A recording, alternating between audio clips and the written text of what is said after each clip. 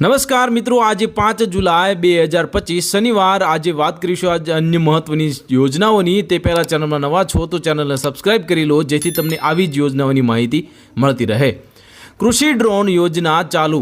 રાજ્ય સરકારે સ્માર્ટ કૃષિ ડ્રોન યોજના હેઠળ ખેડૂતોને દવા છાંટવા માટે 70% સબસિડીના દરે ડ્રોન આપવાનો નિર્ણય કર્યો છે।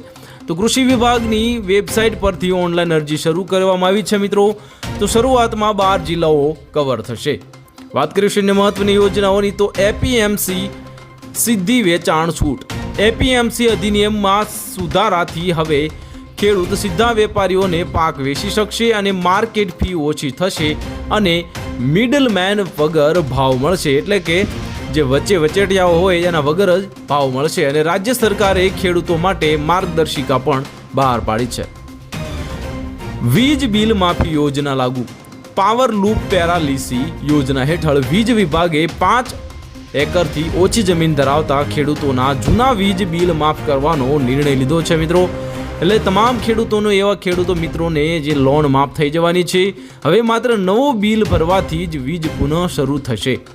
વાત કરીશું અન્ય મહત્વની યોજનાઓની તો વરસાદનું ઓરેન્જ એલર્ટ જાહેર।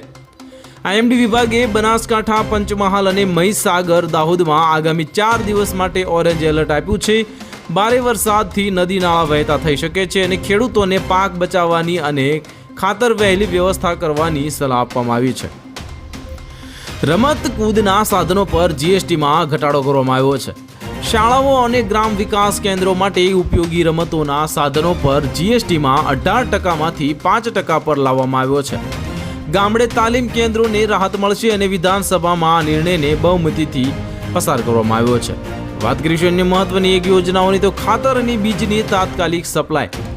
વરસાદની શરૂઆત બાદ ડિમાન્ડ વધતા કેટલાક જિલ્લામાં ખાતરનો અભાવ સર્જાયો હતો અને આ રાજ્ય સરકારે મહત્વનું પગલું ભરી અને 72 કલાકમાં 600થી વધારે મેટ્રિક ટન ખાતર અને 1 લાખ પેકેટ બીજ ડિલિવરીનો દાવો કર્યો છે અને ખાસ ડિસ્ટ્રીબ્યુશન સેન્ટર શરૂ કરવામાં આવ્યા છે।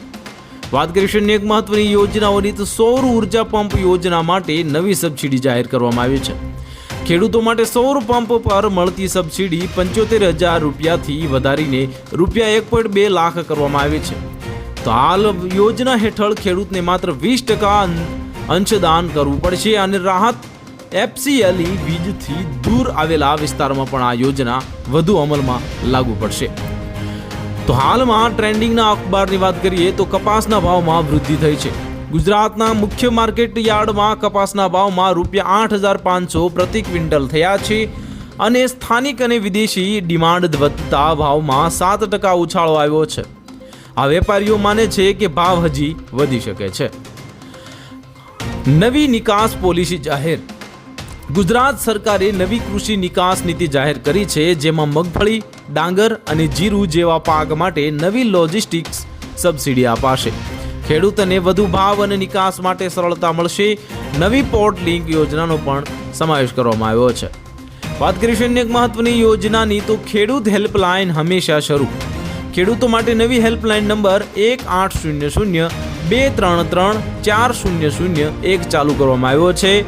હવે ખેડૂતો દિવસના 12 કલાક કૃષિ લોન, પાક વીમા યોજનાઓ અને ટેકનિકલ મદદ માટે ફોનથી જાણકારી મેળવી શકે છે અને ગામડામાં પણ તેના પોસ્ટર લગાવાયા છે। તો હાલ માટે આટલું જ। મળીશું નવી અપડેટ સાથે। જો તમને અમારા આ વિડીયો પસંદ આવતા હોય તો વિડીયોને લાઇક કરી દેજો, ચેનલને સબસ્ક્રાઇબ કરી બાજુમાં આવેલા બેલ આઇકનને દબાવી દો જેથી તમને આવી નવી યોજનાનો લાભ મળતો રહે। ધન્યવાદ।